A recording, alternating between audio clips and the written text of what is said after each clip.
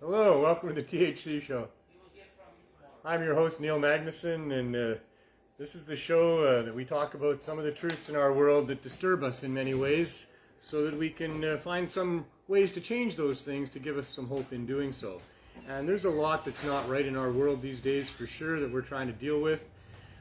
Today there was a protest rally that happened right up half a block from our shop here. Because the city of Vancouver has announced that they have a plan for decriminalization, and yet this plan for decriminalization was not part of a consultation with the very people whom it affects, and that's the number one worst thing of all of this. There should be nothing about these people without their input in that, and when you can see what's going on, that the motivation for their new legislation for decrim is not about trying to actually help the people that are in need of the help. It's a political ploy for political points, and it's trying to serve the interests of the prohibitionists and the very people that are profiting off of the problems that we have here with the opioid overdose death epidemic and the other problems to do with opioid misuse and the street drug situation. And all of that is driven by government, and all of the problems that arise from that are there as a result of government, and it's the government's job to do something about that. I mean, that's what we pay governments for, right? I mean, these are public servants. We decided as free people, I think at some point, I'm not old enough to have been there, but my understanding is that some free people got together and wanted to have a democratic society where we could exercise our freedom and live in all of the abundance that results from that. And so this is where our public servants are way out of line, and that's with respect to what they think they're doing for people in the form of drug policy. There's many people that are messed up. We're all messed up. People are just trying to unmess themselves, right? I mean, there's a better way to put it. We're all fucked up and we're trying to unfuck ourselves. And it's a difficult journey to navigate for each of us as individuals as to how we do that and what works for us and what our particular needs are and what works for them doesn't work for them, and we all get to find our own way here. But when the governments are involved in that decision-making process by saying, well, we're going to restrict you from having access to these possible solutions for you, and we're going to only have these for you, and that's where they're way off their mark. That's where they're out of their realm of where they're supposed to be. These are supposed to be public servants, and their focus and their intention and their motivation is supposed to be on protecting the rights of all of us as sovereign individuals. And that's the bottom line to it. I mean, we want some services from our public servants. We want to have roads looked after for us. We want to have our children educated. It's great to have a Medicare plan, and all those sorts of things that governments are there to do for us are part of what it's all about. But the main number one bottom line is that we are free people, and we have public servants to serve the needs of free people, not to impose upon us their own morals or their own ideas, or in so many cases their own profit schemes as they're acting out the desires of the rich and greedy with respect to what policies they're putting into place. That's the absolute opposite of what it's supposed to be going on here with respect to having public servants and a democratic government. A democratic place to live does not mean that you can have 51% of the population overrule the rights of the 49% of the population. In fact, it doesn't mean that you can have 99% of the people overrule the rights of the 1% of the people. As long as what the people are all about is not hurting others, then it is never anybody else's business. Nobody gets to intervene and say, you can't do that, or you have to do this, if what you are or aren't doing isn't harming anybody else. So we've got it so far out of whack here that what they argue about is jurisdiction. It's always about, well, whose jurisdiction is this? And is it, I went to every police station that I could find across Canada on a campaign for 5.5 months back in 2011. And I tried to get all those police departments to open a file and take my complaint against the federal government of Canada, who was intentionally, knowingly causing great mayhem in our communities with their drug policies. And what I was told from jurisdiction to jurisdiction is that, sorry, we can't do that because investigating the federal government is outside of our jurisdiction. I went to the Vancouver Police Board and I appealed to them at length about the very issue of drug prohibition and how it was harming our community. And yet they tried hard to explain to me that, you know, when they swear their oath and when they're sworn in as a policing unit, that there's only a certain mile radius that they have around the perimeters of the city that they're the police of, that they're able to do any investigations of. And I think that's absolutely ludicrous. I think that's a cop-out. I think that's just another way that, that we're not being told the truth, another way that these people that are charged with being our servants and keeping the peace in this case are able to just pass the buck, make an excuse, and not do what's right. Because when a policy from the federal government is causing serious harm to individuals within your community, I believe that definitely is within the jurisdiction of the police in that community to be able to investigate and see what's going on and try to do something about that. But that was the excuse I was given, and that's still the excuse that's being given all the time here with the so-called Safe Supply Initiative. The city is saying, well, they need to follow policies set forward by the federal government, and so they pass that off as being not in their jurisdiction. The province does the same thing when it comes to drugs and their medical applications, which is also ludicrous and another just diversion of trying to confuse and distract us, because the provinces are supposed to have some control or all control over the medical aspects of its territory, and yet here when it comes to the medical applications of drugs, well, that's a federal matter. And none of it is anybody's matter unless you're harming somebody else. And that's the real bottom line here, is that these governments that are involved in setting down policies that restrict access from free human beings that have a desire to have something, and another group of human beings has the ability to supply that, and they make an arrangement to do that. It's not the role of government in a free society to inhibit and to stop that interaction. It is their job to facilitate it. And if there's any problems that arise, to address those problems with reasonable regulations.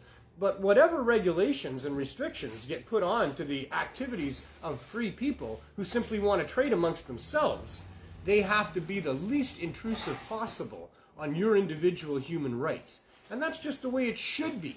It's not the way that it is. Nothing's the way that it should be. Things are just the way that they are. If things were the way that they should be, I wouldn't be doing this show. I wouldn't be upset about these things, and we wouldn't be talking about this. But they're not the way that they should be. So it's important that we talk about it and we understand what the truth of these matters are. And the bottom line truth is that nobody has jurisdiction over you. Nobody owns you. Once you're an adult, you get to choose for yourself. And unless you're harming somebody else in some significant way, there is no room for anybody to interfere with your life whatsoever. And if you're hurting yourself in a significant way, your family could maybe address that with you a little bit. Maybe your community, maybe, friends of yours could address that in some way. You can say to somebody, hey man, are you all right? I'm noticing that, maybe you got your priorities mixed up, like your life isn't imbalanced, that maybe you're staying up too late and you're not able to get up in the morning when you need to go to work, or you're spending money on this when really you need to spend money on that and now you don't have it. And, there are ways that we all get messed up in our lives. And there are things that can be done about that with respect to friends and family and people that actually care about you, where they can say, hey man, are you all right? Hold up a mirror and say, is everything okay? And if the person says, hey, leave me alone, I mean, you don't get too many other times that you get to go back and bother them. They get to hurt themselves if that's what they want to do, if that's what they think is the right thing to do. We can't ever understand anybody completely. Everybody is an island unto themselves that we get but glimpses of. And what goes on with people is their business unless they want to allow it to be your business. It's only your business if they're hurting you or they're hurting somebody else. Then it's your business for sure. But if they're not, then the only people whose business that would be is someone who cares about that person. And like I say, there's some room in those cases to be able to go and say, are you okay? Can I show you what's going on in the mirror here? Can I help you in some way? But it's not the role of government to get in there and say, well, you obviously can't take care of yourself. You obviously aren't making perfect decisions about everything in your life. And so we're here to make sure that you do. And we're going to punish you if you don't. That's not the role of government. That's not why we pay to have public servants. That's never what it should have been, and it's not what it should be now, and it's not what we want, and it's not what we deserve. We deserve to have public servants that speak when they're spoken to or when it's necessary, that do for us what we need to have done for us when we need to have it done, and to otherwise step away. We don't want to be talked to or asked questions by our public servants unless there's a damn good reason for that. These are all privacy protections that we need to have in a free country that have been eroded and eroded and eroded. And of course, with what we've been living with for the last 15 months, most of those rights of non-interference by public servants have been completely thrown out. At some point, we're going to need to get all that back. At this point, a lot of that still needs to be respected wherever possible. And we better be careful about where we're going to end up down the road now, because we're having a lot of these things entrenched into law about just how intrusive these public servants can be in our lives. And I guess I don't have to go on too much about how we all know that never works very well. Governments, just like corporations that they're really beholden to, don't really care about you. I mean, it's a good policy if they do, but mostly they don't. Mostly they just see you as a dollar figure. In the case of governments, they see you as a potential vote or not. And so they don't have our best interests in mind. And the last thing that you want to do is give over the right to make determinations in your life to people who don't have your best interests in mind.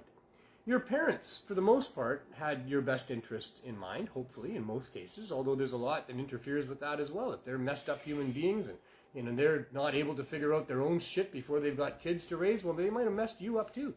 But at least they tried. At least, that's the idea, is that parents get to be overseers, authorities over their offspring up to a certain age, up to a certain point, because those parents have the best interests of that offspring in mind. Governments are never good at being the ones to make decisions about people and their lives. They've never have been, and they can't be expected to. It wouldn't be a natural behavior for them. So we can't let them have that. But they've taken it more and more and more. And in the main area that they've taken it is that area of what drugs people would take for themselves. And that's a very interesting case, because we're talking about your state of mind, your mood, what things you think about, all of those things, whether you're in pain or not, whether you're stressing over past traumas that you had to suffer. All of these things are mental things. People taking drugs typically are doing it because of things between their ears. They're in search of feeling a certain way. They're in search of having some sort of a mental adventure in some cases. Mostly, they're going to take drugs to try to feel better. That's the main impetus and motivation for people to want to take drugs. But it's a feeling. It's something between your ears. It's an idea. It's a thought. And that's no place for government. Government has no role in how you think and what things you think about, and especially how you deal with trauma and how you deal with pain.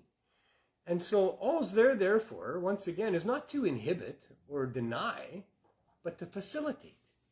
They are your servants. That's what they're supposed to do. That's why you pay them. We give them money every time we get money. They take money every time we do something that has to do with them. They take lots of money. We pay them lots of money. They're our servants. You wouldn't pay somebody lots of money to be your boss, to tell you what to do when you want to do something else. I mean, maybe in the case of a personal trainer, but there again, you're talking about somebody who's paid to have your best interests in mind. And we all know that the government doesn't have our best interests in mind. They say they have the best interests of the state.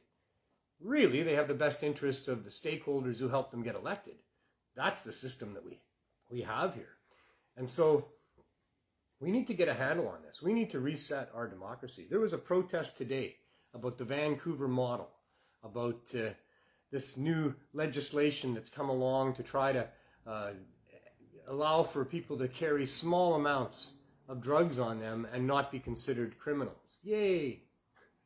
Like as if your public servants should be considering you a criminal if you decide as an adult that you want to have some sort of mind-altering substance in your possession.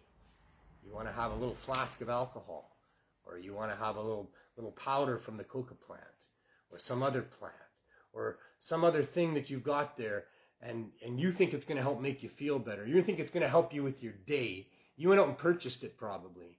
And here our public servants have decided that they're going to be nice enough to allow you to have small amounts of that without being considered a criminal. Think about that for a while. But what's happened here is that, as always, the whole talk by Kennedy Stewart and the council in Vancouver, not the whole council, I will say, there are some good members of council, but in general, they put up a real nice story about how they were going to decriminalize possession of drugs for people and get the criminal law out of their lives. And really, the carry limits are completely unreasonable. They're still going to be targets of the police. These poor people who end up at the brunt of these laws are mainly people that are targets because they're obvious. They're there. They're the low-hanging fruit. They're the ones who are struggling in their lives. They're on the streets, in many cases homeless, but in all cases poor. Poor because of their lack of resources, but mostly poor because of how their lives are.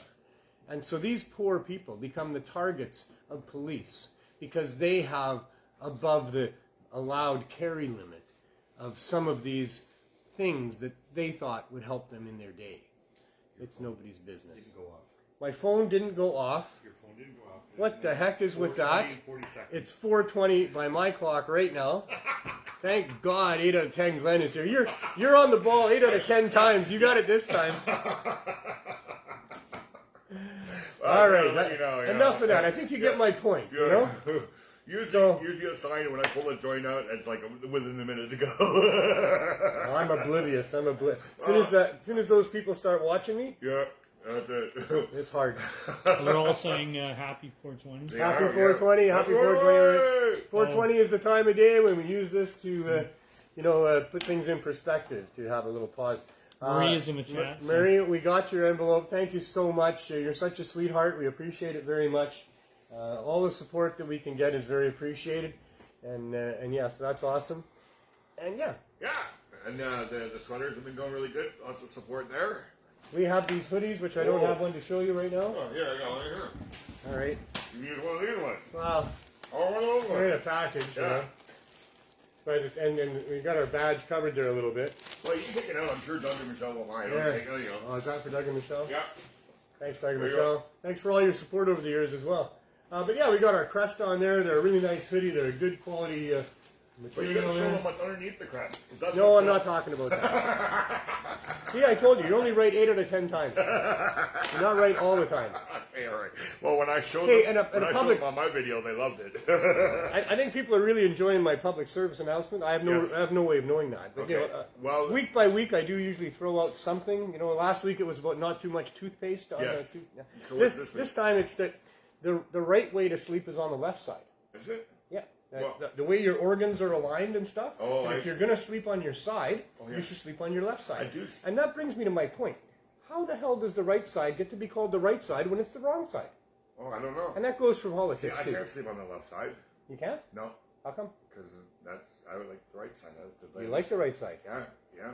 What do I know? I don't know any of them. Maybe it's a Don't curve. take my word for any of this Yeah, shit. maybe I'm it's just a passing curve. along other things Maybe that I it's a hear. curve. But you know what? But I did hear that. I got fact checked. I read it. Fact checked yesterday. Right. About a post that it said that 1 hour of anger is no good.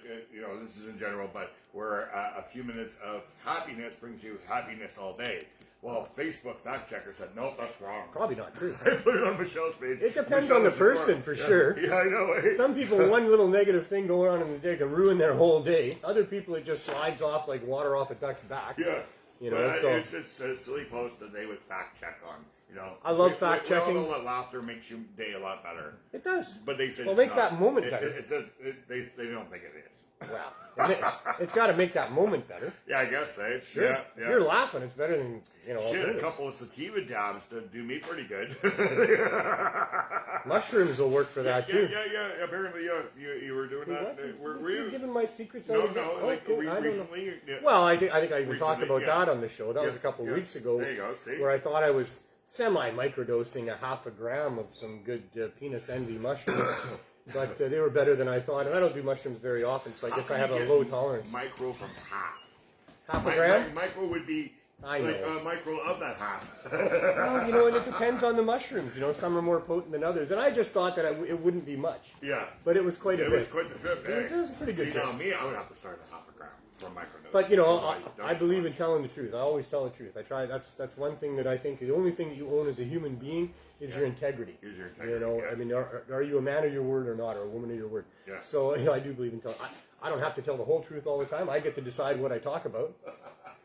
But in this case, I will say that today, again at noon, I decided I would try to microdose a little more mushrooms. Yeah. Because you know, and people watching the show regularly know that I've been having some headache issues. It's been going on for years. Yeah. But my friends around me, with the passing of Greg Williams, for example, said, you know, you can get some tests done. So I went and I had a CAT scan and I had an EKG and I had a whole bunch of other tests and fluids and all kinds of things.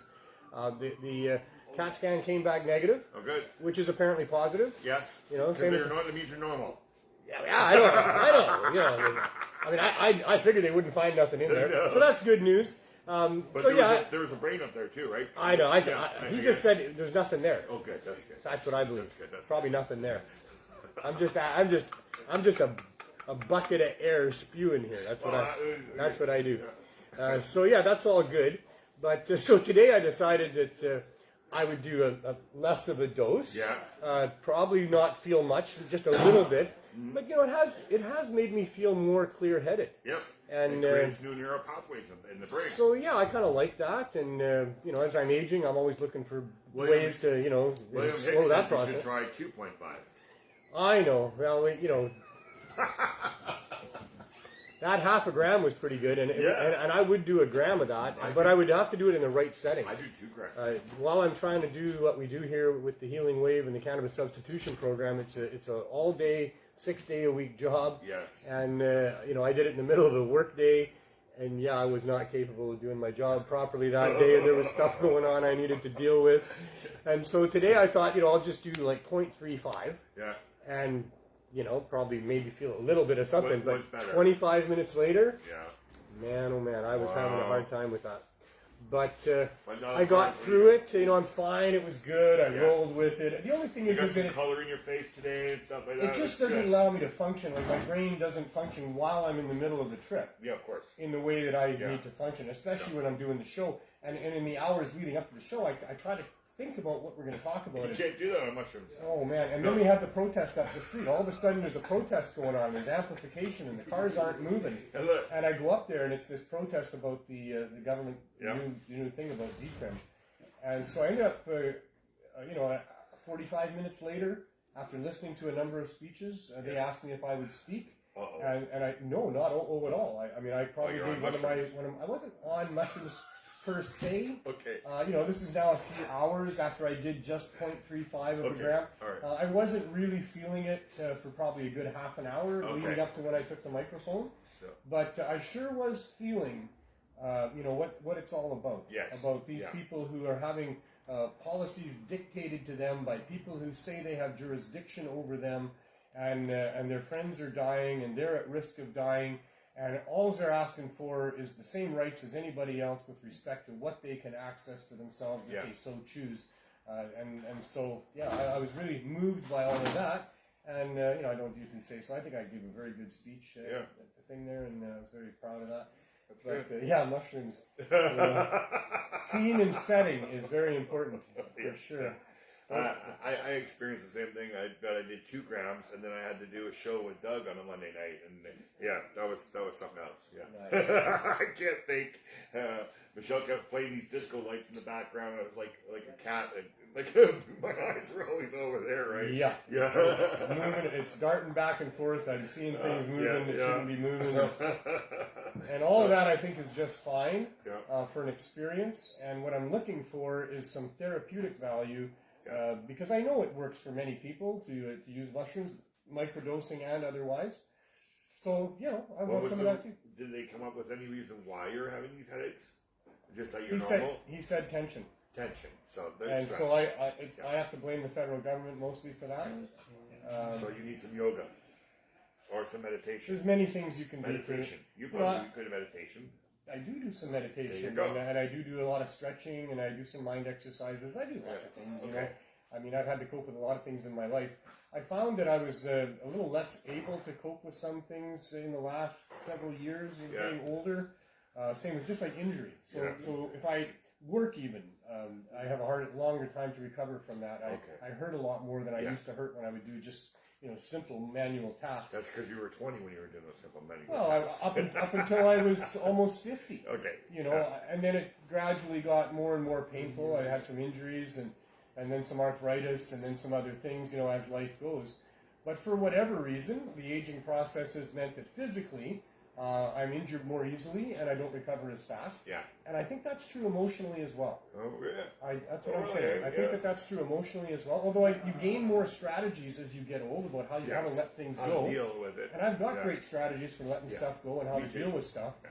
But we're emotional beings. We're human beings, and emotion is what drives us and is a big part of who we are. And you can't deny those emotions. You can try to steer them. I mean, you are what you think about emotionally in many cases. And if you can get your mind off of things that are bothering you, that's a good thing, because like I say, in that moment of time, you are feeling what you are thinking, typically. So I've got good strategies about all of that. But the other thing is I've never woken up a day less pissed off than the day before about the state of our public servants and drug policy in particular and cannabis policy in particular. I have never woken up a day less pissed off than I was the day before, basically. Which means that I've been accumulating, a little more. I'm getting frustrated with all of this. This is killing people, and so that's the other side of it. Is now I can count about 20 people that are close to me that I've lost in one form or another just in the last couple of years. Many of them to fentanyl. A number of them not fentanyl, but still drug war related. And my family has lost. And even just the losses themselves are not that easy to deal with as I've gotten older. And I haven't been able to really properly mourn or say goodbye to many of my friends.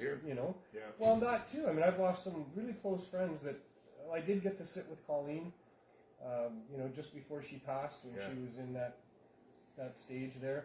I don't know if she knew I was in the room with her or not. But there was no service for her. Many of my other friends and things have gone, and there was no service for those people. My family lost their half-sister to fentanyl overdose. They found her in the kitchen floor. And my ex, for my first kids, now takes care of her grandson, her son, Leanne's son. I might have mentioned on last week's show that one of our regulars at the CSP, Joanne, was found in her suite had a heart attack apparently, and she was gone. Her and I shared a birthday. She was born same day, same year, everything to me. So I think all of that is part of it, So, like you say, yoga and meditation and numerous other things, diet. So sativa helps too. Weed helps so much, man. Well, I've never believed in sativa, but the last few days I had this train wreck butter, and I've been in a crappy mood. I said, what the hell? Go do some dabs of sativa. And it really did change my mood. I was surprised. So I've been trying to do that more. So maybe it's just certain sativas won't react to certain strains, certain genomes, whatever. Cannabis really helps people in a lot of different ways. As I've mentioned on the show, it doesn't help me when I have a migraine. I can't smoke weed at that time. It's not something that cures the migraine. I wish it would. We did recently find the strain Pineapple Kush It is a lot easier on my Pineapple Kush constitution. or Express? No, Pineapple Kush. Okay. And so, there are some strains, better than others. It's a personal journey. Mm-hmm. But absolutely, cannabis is a wonderful tool for helping you deal with the stresses of life. Absolutely it is for sure. Yeah. So, CannaMatch.ca, what's going on with that? Oh, we just got an update. So we're now at the 5.0 version. I see. The last one was 4.9. We got so the 5G going on. Yeah, we're getting up there, So they've all been updated now. We just paid for that. It was like $125 to have that done. So the site's up and running, and I'll let them know that hopefully within the next few minutes I'll have a commercial after I settle. An actual commercial. I want to do a commercial. I see. Let the mainstream people know about it. Exactly. Yeah. Because they hear about it on our show every week. Yeah, and I talk about it occasionally, but there's also the CannaMatch page on Facebook and stuff like that. Yeah, and you do Doug and Michelle's shows sometimes and other things. I have a business license for CannaMatch. But if you could get out there to the general population, I'm sure just let them know. Yeah. Right? Just Because there's a site that you can go to if you're a cannabis consumer or if you want to be a cannabis consumer, and you can meet other like-minded people. It's not all about just dating, of course. No. It's about hookups and helping people find what they need and other things as well. But it's also got the dating aspect to it. Well, basically, if you're traveling or you just moved into a new area, you can just come to CannaMatch and find a new person to smoke with. We have a couple section, and that works that if you travel to San Francisco as a couple, and you can reach out to somebody and find out where the good shops are in San Francisco, because they're buying off somebody in a corner, and vice versa. Once you put your name on there, they could come from San Francisco and say, hey, we're in Vancouver. Show us a few spots. Now, you met some people, you're probably going to smoke a joint with them. Now maybe you're going to have dinner with them. Yeah. Now you've made new friends, because us pot friends, we always stick together once we smoke the joint together. And if you're in some new town, I mean, exactly. Now you got friends in that town. Now you got people to show you around. That's powerful. Yeah, so it really does work. It's a great service. Come and join us. Yeah, it's like-minded people meeting like-minded people. Right? And it can help you avoid the legal stores in Canada. Yes. Because we don't want to support the legal stores in Canada. For those who don't know, Canada has legalization, but legalization is actually just a smokescreen, a made-up, spin-doctored word for Prohibition 2.0. And so that's what's been going on here, is the government tried to take over the entire cannabis industry, continue all the mechanisms of prohibition and well on into the future, and considering all of the people who were part of the cannabis community to begin with, consider them criminals. There's a few that have now gone to the other side. But for the most part, the people that have got us here are considered criminals and still being chased down by this public funds-funded campaign of enforcement to try to run a monopoly of government stores. And it's not what we asked for. It's not the legalization that the good activists in Canada have been asking for all this time. And so we're still fighting that, and that's what's going on. So if you want to avoid the legal system, you can do that through CannaMatch.ca. You can find people there that'll help you get hooked up in whatever town and city that you're visiting or whatever. Yeah. And even in your hometown, probably. Wherever there's an internet, there's a CannaMatch. Very good. Well, thank you, Glenn. I appreciate it a lot. Just one thing. James has asked me to sing the potty song. Sorry, I haven't sang that song in about 8 years. Couldn't even think of all the words right now. I see. So yeah, for when my kids James. Maybe next week. When they were kids, my kids were potty training. I have an actual video of me singing the potty song to get Isabel to go potty. And that's what he's talking about. I don't think I want this show to go to the pots like that. We don't need potty mouths, right? No, exactly. we try. Annie Barbie is watching, and we try to keep it clean here. And so you can post that on your own page. I did many years ago. Many years ago. Post it again. So, thanks, Glenn. I appreciate it a lot. See you later. We'll see you next week. See you next week too. All right, so that brings us to the Martin Medical Moment, and this is the segment of the show where we talk about the journey of especially Jerry Martin in his pursuit of some justice with respect to his term as a medical cannabis dispensary owner in Whitewood, Saskatchewan, where for 4 years he helped his community get access to cannabis where the government wasn't allowing people with medical conditions to get proper access. And Jerry believed that he would be brought into the mainstream when we had legalization, and that he'd be able to continue to help his community. But as I was just mentioning, legalization in Canada was not the legalization that we were looking for at all. And the people that had medical cannabis dispensaries were sadly disappointed that they were not going to be included in legalization. And in fact, the enforcement was stepped up on these places. Trudeau, when he got into power and brought in his government non-medical stores, upped the enforcement against the medical cannabis dispensaries, and Jerry Martin's was one of those. And so after 4 years of serving over 1,000 members, all using a doctor's recommendation and confirmation of diagnosis and all the rest of that, he was told to close down. Well, of course, you can't close down your dispensary when there's 1,000 of your community members that are being helped by you. You're not going to turn your back on those people. You're not going to decide to close down and stop doing what you're doing because the government says it's illegal when what you've been doing has always been illegal. And it's no different from one day to the next day, except that you got a letter saying, hey, what you're doing is illegal. So of course you're not going to stop doing that, and you're going to really hope that things get turned around properly, but they don't. So Jerry gets arrested, and he gets his property seized, and he gets his dispensary closed down.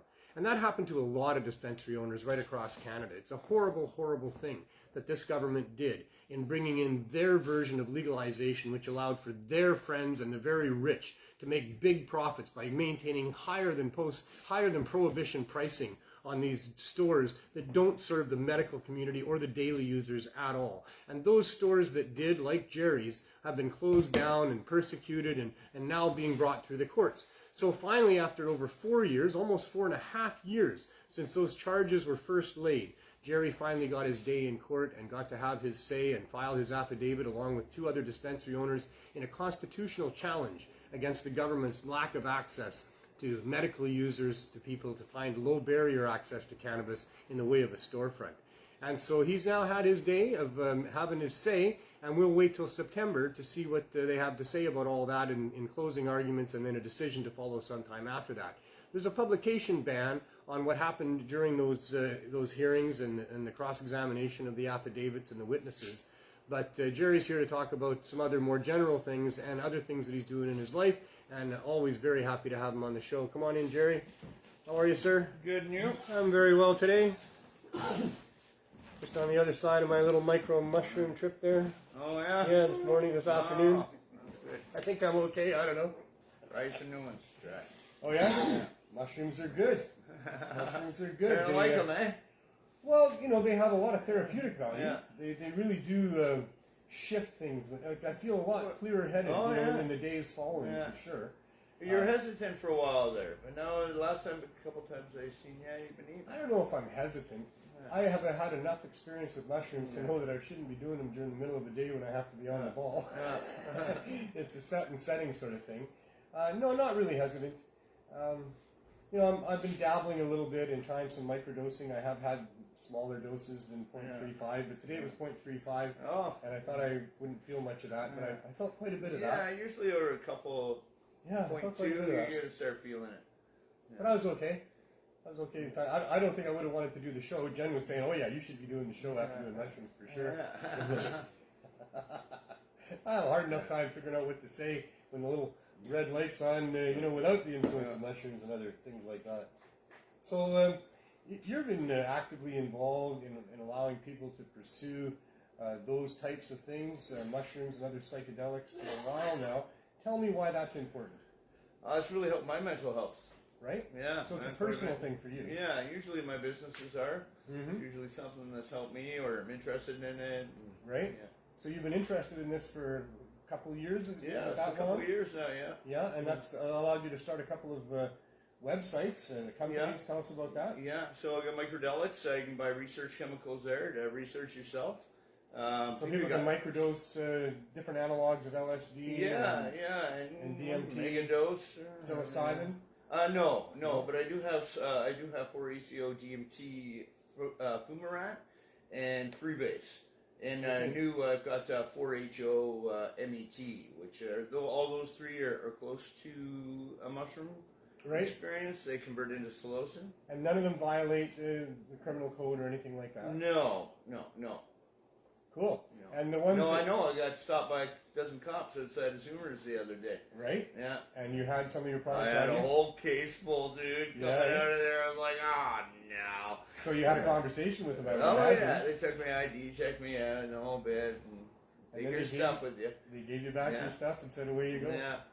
Very nice. Yeah. Very nice. So, and there's a bunch of them, and you're sort of skirting around the edges of ones that are against the criminal code. Yeah. And you're trying to do something about that as well, because those are just those are crimes based on on no victim and what people want to think about. You know, these are thought crimes after all. So you're doing something about that. Tell us So about we're that. going to do, hopefully we're going to be doing a freedom of thought case, trying to legalize psychedelics. We should be allowed to, change our way of thinking, better our way of thinking.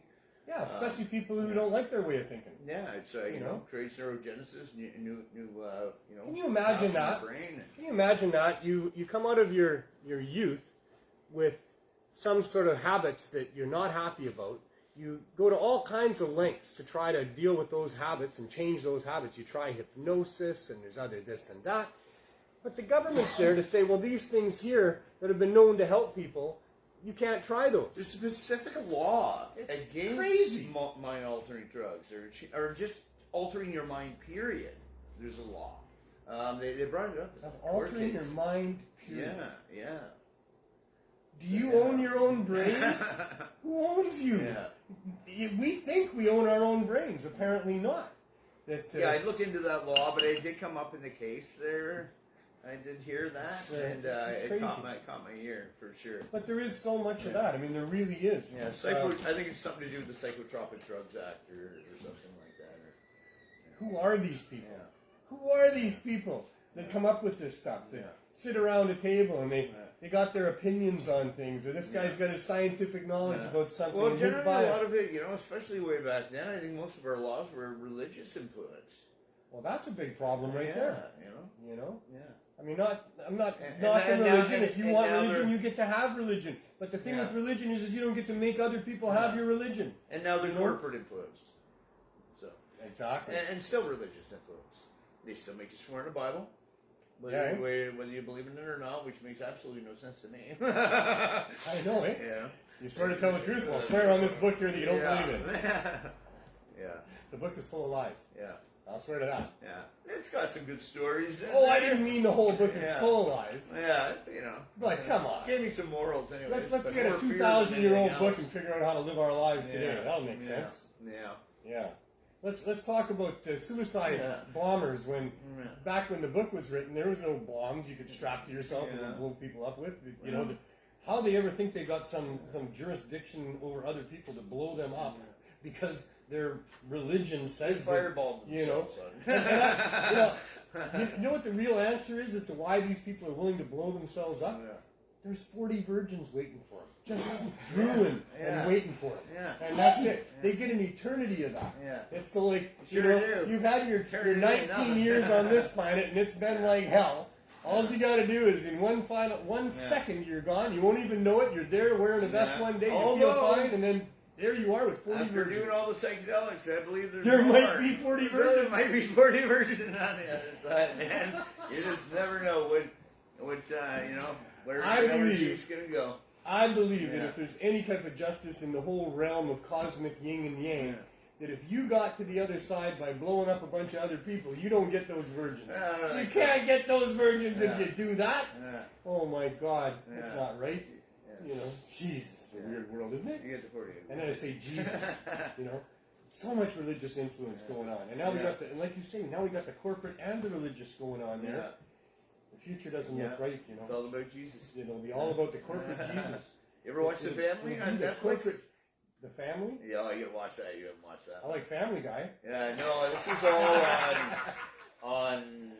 It's I all don't watch on TV for years. It's a really good show. It's all on politics and stuff. And people of power and the chosen, and they're the chosen ones. Yeah. It's the Blue Bloods. It's a really trip to watch that show. The Blue Bloods. Yeah.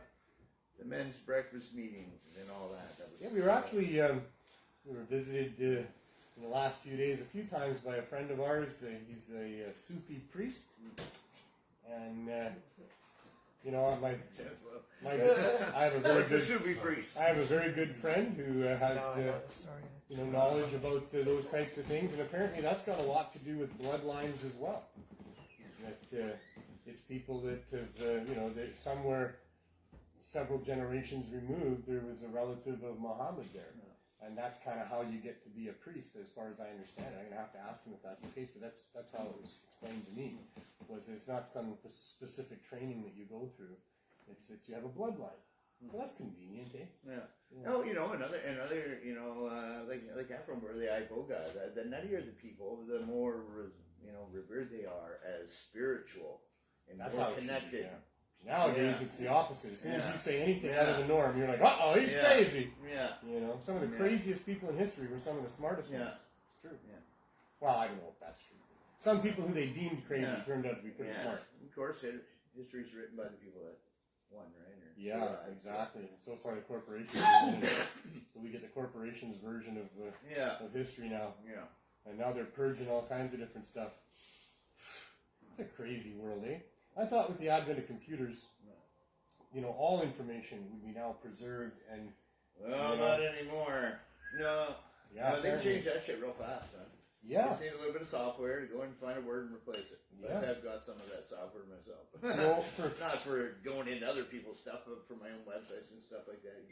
Another way to purge the academics, that's been going on throughout history, is the people that come into power, they don't want to be questioned by the academics. And so there was usually a purging of academics with every new regime change. Sure. Yeah. And, the internet, I think, took the elite by surprise a little bit.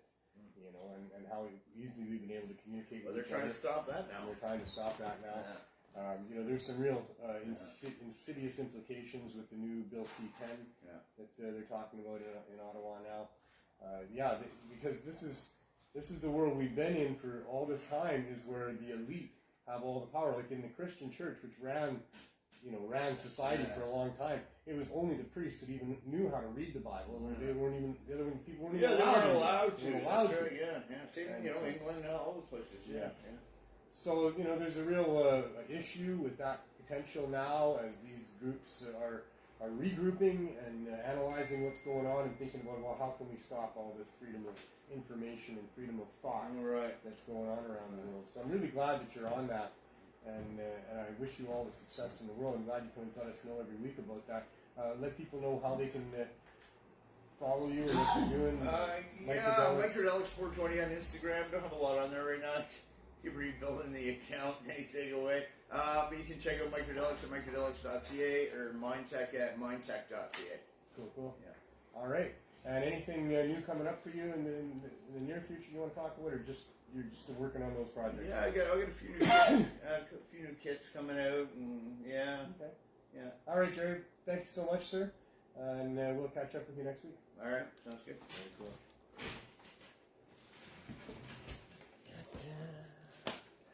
Which now brings us to the next segment of our program, which is the continuing saga of the pursuit for a low-barrier access storefront dispensary and cannabis store in your community. This is a quest that we've been on for a long time here now.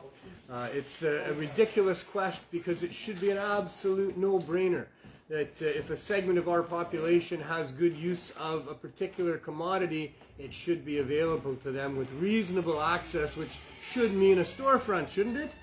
But that's something that we've really not ever had. Well, we have had it, but we've never had it legal. And that's the ridiculous point of all of this, is that every other business of things that people want to trade for themselves is pretty much okay, except unless you want to trade this one particular plant that grows and supplies people with all these benefits, has been a wonderful medicinal herb for millennia, and yet here we are still on the quest to try to find low barrier access to cannabis in a storefront. For our part here in Vancouver with the Cannabis Substitution Program and now the Healing Wave Dispensary, that journey goes back well over 4 years. It was sparked because of two events that happened at the same time. One was the epidemic of overdose deaths that was happening as a result of a tainted and poisoned drug supply on the streets and people with opioid misuse syndrome going on. And the other one was that the dispensaries that had been operating, there had been somewhat reasonable storefront access for people with medical needs in the way of medical dispensaries, and they'd been illegal and unlicensed for all of that time. And so right at that time, a little over 4 years ago, the government decided that they would regulate, here in Vancouver in any case, that they would regulate and license the medical cannabis dispensaries. And that turned into legalization a few years down the road, or a couple years later.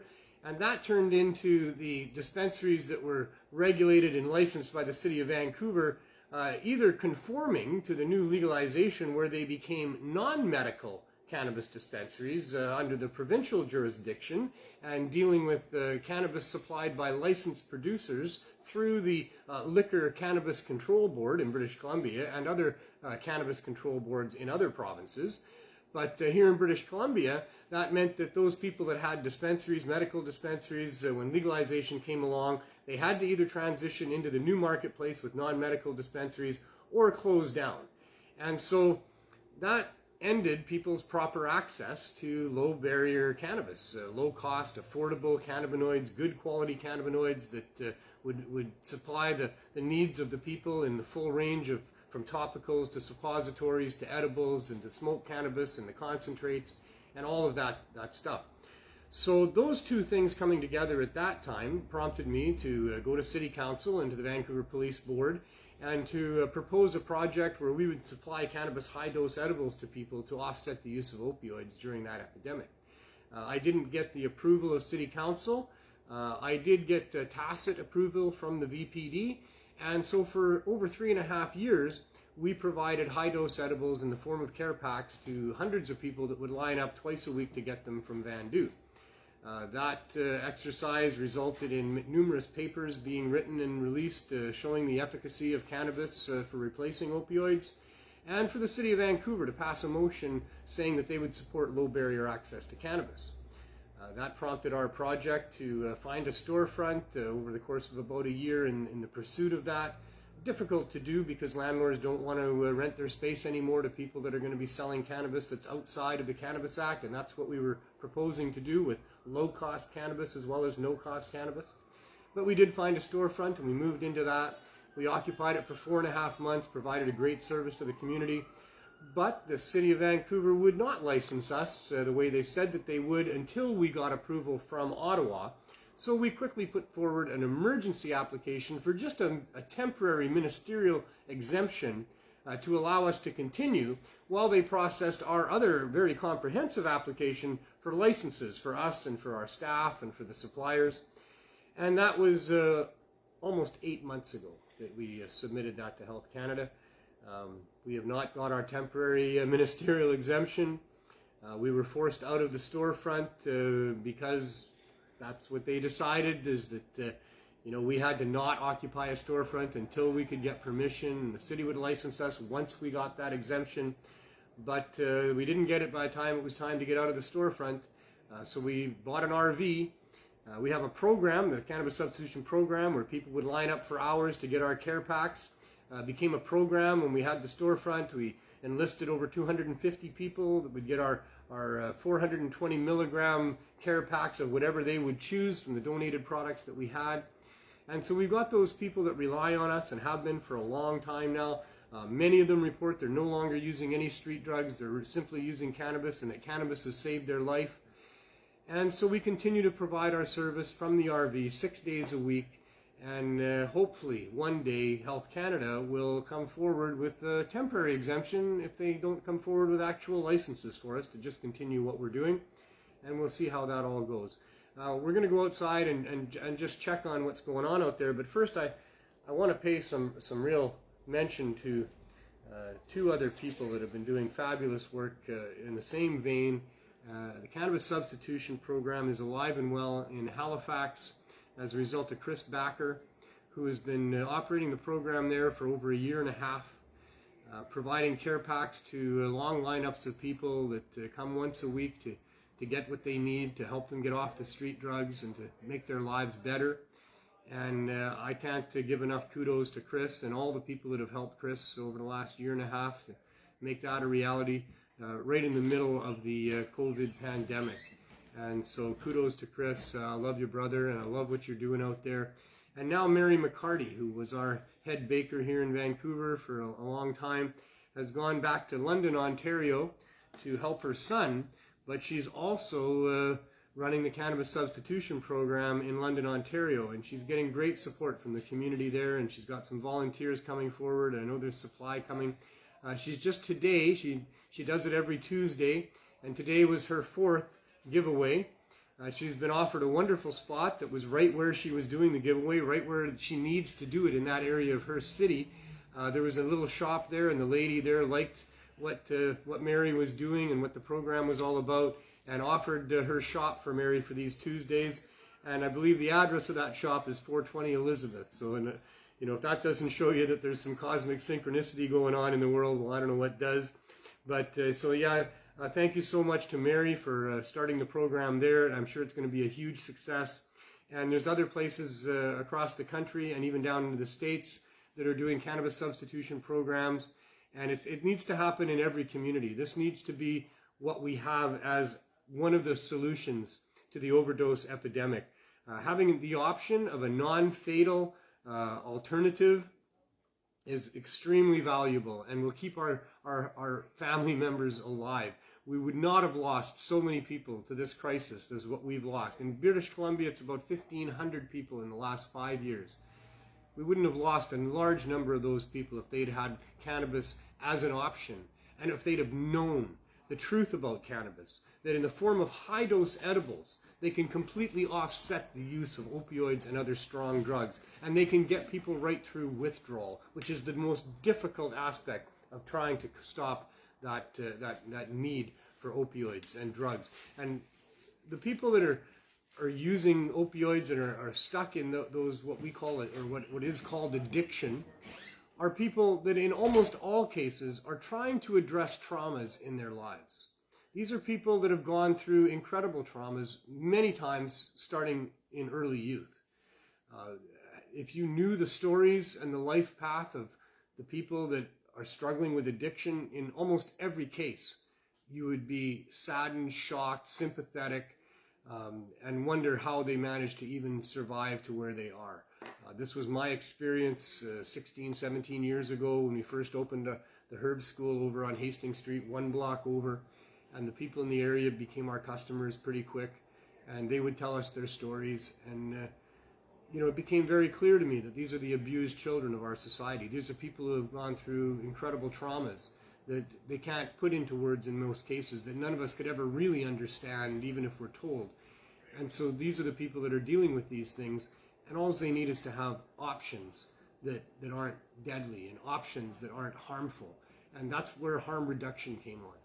Harm reduction was something that came along because the model that the government had been using to try to dissuade people from using the drugs that they didn't want people to use in favor of using the drugs that they do want people to use, the harm that was being caused by that approach was incredible.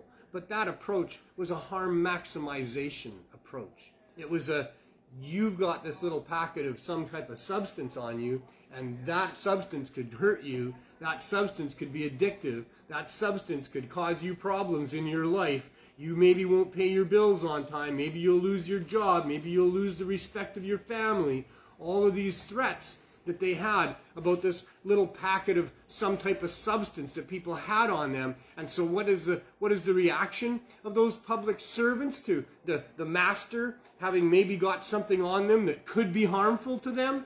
Well, the reaction was, we're going to really hurt you because you have that. We're going to really penalize you large amounts of your cash or your assets. We're going to maybe even throw your ass into a cage for a while. We're going to defame you so that you don't have a good opportunity to get jobs, or maybe you can't even travel. And maybe if you've got children that are in any type of dispute, they're going to take those kids because, we're going to defame you for that. And all because a free human being decided that despite the recommendations of public servants and medical professions that really can't be trusted in the first place, that maybe they want to use some of this, whatever this substance is, to help them in their lives. Because that's what everybody's trying to do, is help themselves in their lives. So it's just been patently wrong that our governments and our public servants have decided on a harm maximization model of trying to dissuade people from using the drugs that the government doesn't want you to use. You're good to use commercial tobacco, which kills close to 5 million human beings every 12 months around the globe. You're free to use alcohol as long as you pay a high tax on it and you're of the right age. And, but these other drugs, well, yeah, sure, maybe marijuana is not as harmful as coffee is, But no, you can't have that. You can have coffee because too many people want coffee, and we're making a lot of money off of that. And cigarettes, well, yeah, we know they're killing a lot of people, but we can make a lot of money on that too. And yeah, too many people want to have that, and we really couldn't stop them. So we're going to let them smoke cigarettes, even though it goes against every notion of good health that you could imagine. But these other drugs, heroin, yeah, you got, serious emotional pain, serious physical pain. You've been through trauma. Your doctor's going to give you opioids for those things. But if you choose, or your doctor won't give them to you, or you don't want to go to your doctor, and there's a guy down the street that's got that available, you go down there and get that. Well, that's now a crime, to go and try to help yourself when you don't feel good. There's no victim involved. You didn't harm anybody. There's nobody they can bring into court that gets to say, yeah, that's the guy that did it. There's nothing like that. There's no cost to society. There's no victim involved, and yet you're a criminal for that. So our system is so inherently wrong. We've allowed it to get way out of control. And so what we've been doing here with the giveaways of cannabis to people on the downtown east side, even though we didn't have city council approval, of course, we continued to do that program. That's the right thing to do. Just because the city council doesn't understand it's the right thing to do doesn't mean you don't have to still do it. If you know something is the right thing to do and there's people's lives at stake, you have a responsibility to go and do that. Doesn't matter who tells you not to do that. In fact, we have laws on the books that if people tell you that you can't intervene and save somebody's life because it's illegal or something like that, no, that's a crime in itself, is preventing somebody from saving a life. So no, just because city council didn't give us approval to do the Cannabis Substitution Project didn't mean we didn't do it, because of course you're going to do it because that's the right thing to do. It'd be nice to have permission, to get a permit, to get a license, to get support, to not have the police come and try to shut you down because you don't have those things. That's all great and everything. But if you don't get approval, if you don't get permitted, then you still got to do it because you know it's the right thing to do. And we certainly knew it was the right thing to do to get cannabis high-dose edibles to people, to help them get off the opioids, and so that's what we did. We ended up in the RV, as I mentioned. We've been out there for 6 months now. It's been over 8 months since we applied for our emergency temporary ministerial exemption. The story goes on and on. I don't know how many more weeks I'm going to come before you and tell you the same thing over and over again. I feel like I'm a broken record. I'm sorry that this is how the story's going. There should be more interesting plot twists as we go, But the plot has been simple. We applied. They acknowledged that they received it. They said they'd try to do it in a timely fashion, and that was 8 months ago. They then said before Christmas that they'd probably have it done for us in early January, and now we're into May. And so, and really no end in sight that we can see. So that's what's going on. Let's go see what's going on with the RV. That's probably the best thing to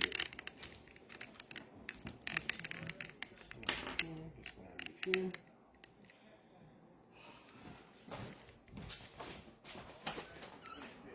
Welcome to beautiful downtown Vancouver.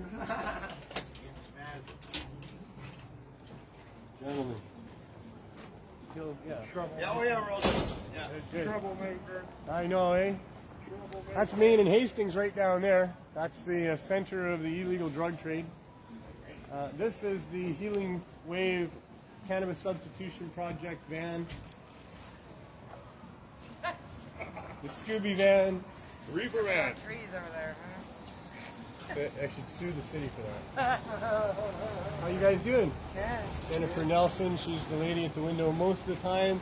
When she's not here, it's Andrew over there. Or George.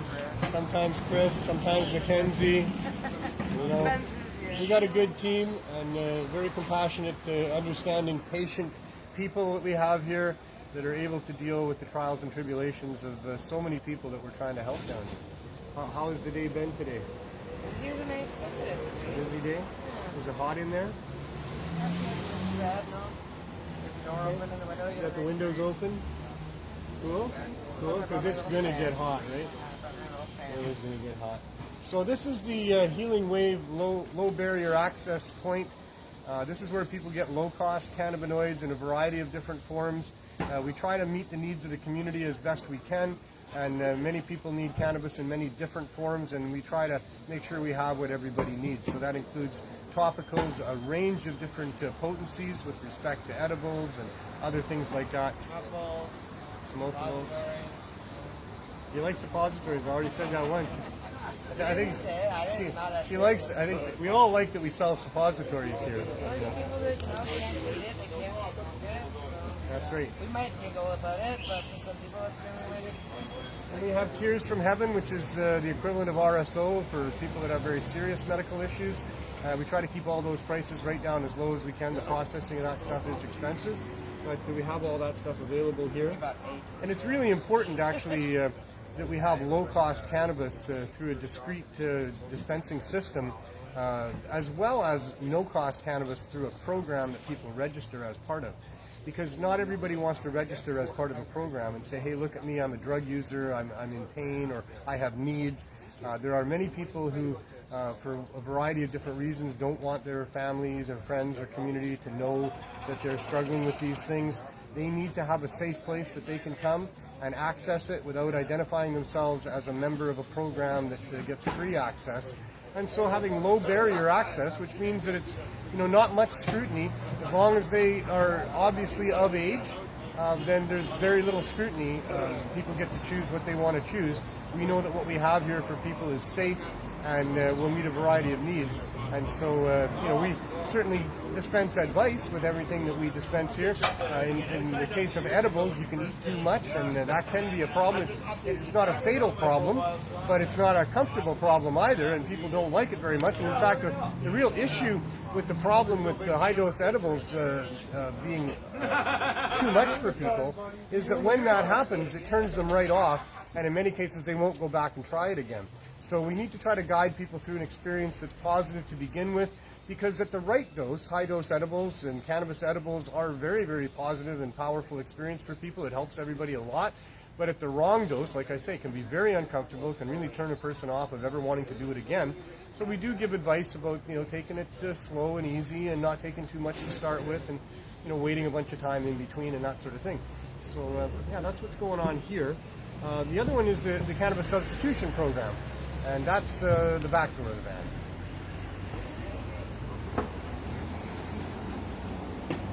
Hello, Andrew. How you doing? I'm doing very well. How goes the program today? Very good. We've had 26 people today so 26 far. people Yeah. so far today, accessing 420 milligrams. Sure they are. Show Every one of us them. your tray. Sure. This is what we have by donation for people that This is what we have is today. available. Yeah. We have cookies over here at 80 milligrams. We have some fudge here at 200. And we just got some gummies. Again, because they were such Again. great supporters of ours for Yes, so they are. long. They're 80 So milligrams. thrilled that we have Gorilla Ganja back, Sativa, CBD, 1-to-1, and indica. right? And I have some gummies here at 30 milligrams. I have some sugary ones. I have some caramels from Robert at 150. 150, right? 150. Right? And I have some big chocolate chip oatmeal cookies, 80 Nice. milligrams.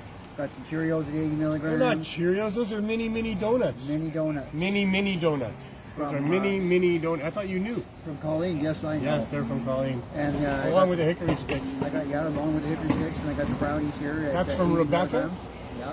And then we also get brownies from Joe Pepper. Roberta. And I got gummies Roberta, here. I'm so sorry, Roberta. 75 milligram gummies. That's for Sean. All the it best of health, Sean, if you're watching. Yes, all we've the best. appreciated Sean's support over all the Everybody years. that's donated, most appreciated, and we sure love it. So many There's fantastic so many donators people with and so people. many stories over here that could, Yeah. your head And could so that's a spin. real awesome tray of It's things great. for people to get. And they Very get nice. 420 milligrams every 4 4 days. days, yeah. We've been increasing the program. We've been including more people in the program every day now. There's also, 261 everybody people. gets a joint.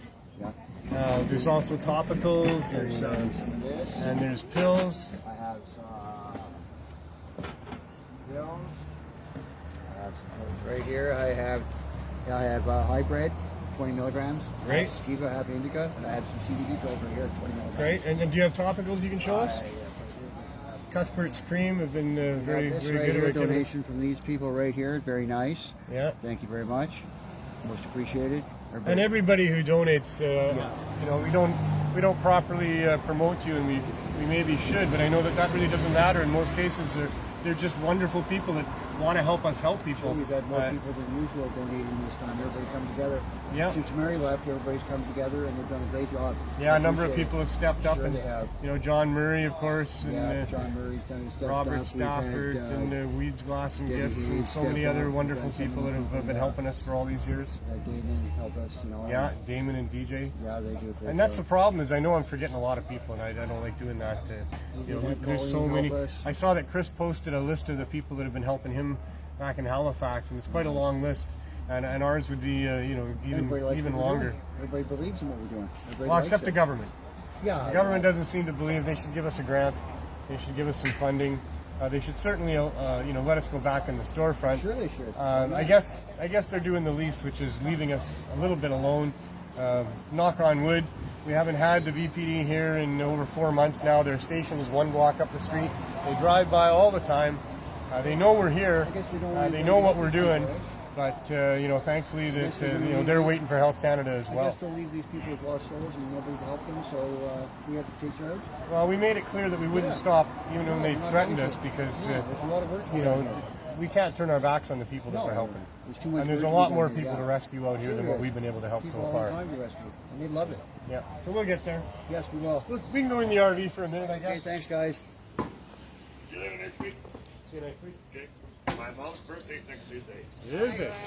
Oh, I'm sure I'll be singing her happy Oh, birthday. well, there you go. I think I did last year.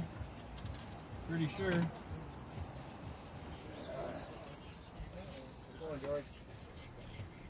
And just like that, George has appeared too. How you doing, George? Doing fine. That's good. So, yeah, life continues. Sure does. We're not freezing anymore.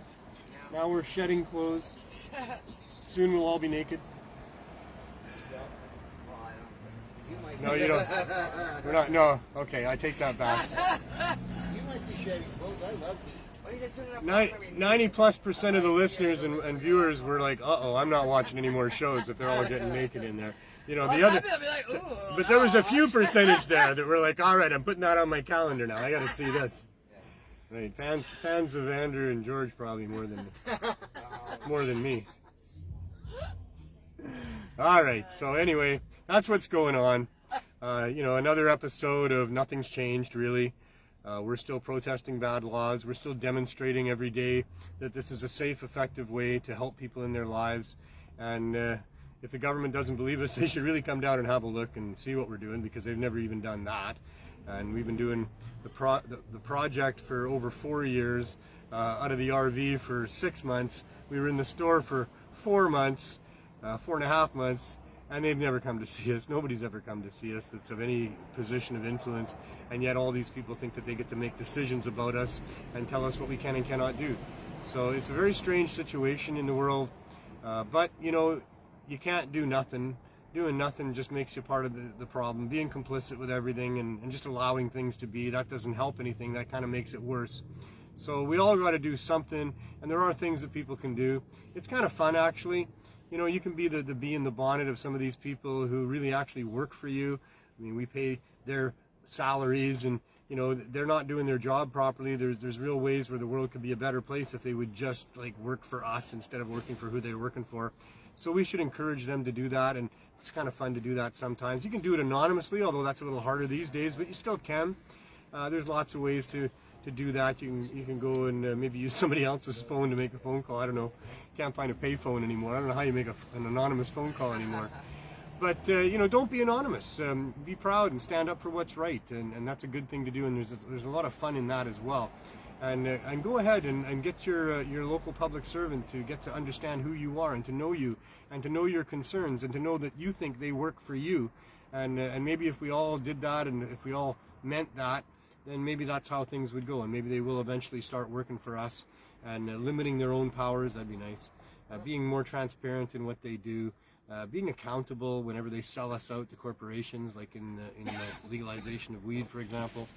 And understanding that their role as a public servant is to protect the rights of each individual as a sovereign being, and that's what they're being paid for. Then maybe the world will be a better place. In the meantime, we'll keep trying. We'll keep letting you join us with the journey and meet some of the people along the way that have been part of this journey.